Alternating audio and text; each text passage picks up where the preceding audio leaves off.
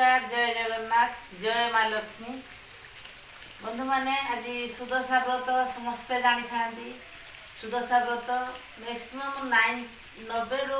95% लोग सुदशा व्रत करते सुदशा व्रत माने कौन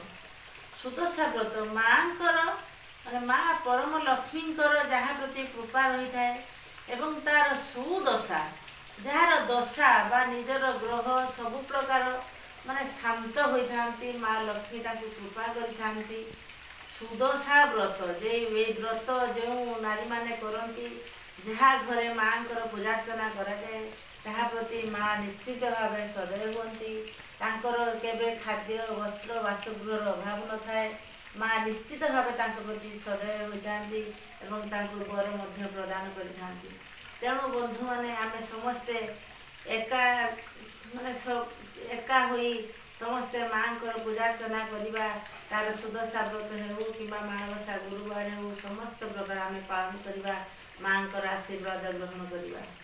सुदशा व्रत माने सुदशा देखो भगवान एमती माँ एमती गोटे आशीर्वाद थाए सुदशा माने दशा कुदशा नुहे सुदशा माने भल दशा आमको जमी प्रतिफलित हम आम माँ आशीर्वाद प्राप्त होगा से आम सुदशा व्रत करते तेणु बंधु मैंने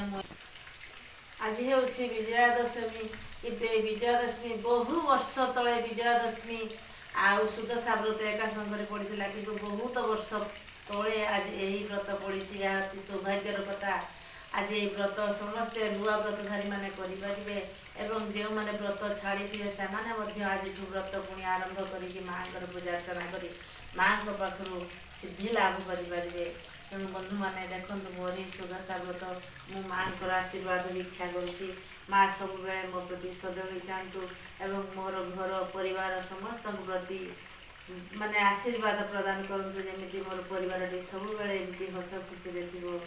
जय माँ लक्ष्मी माँ पूजार्चना बर्तमान भोग भोग देवी आरती करी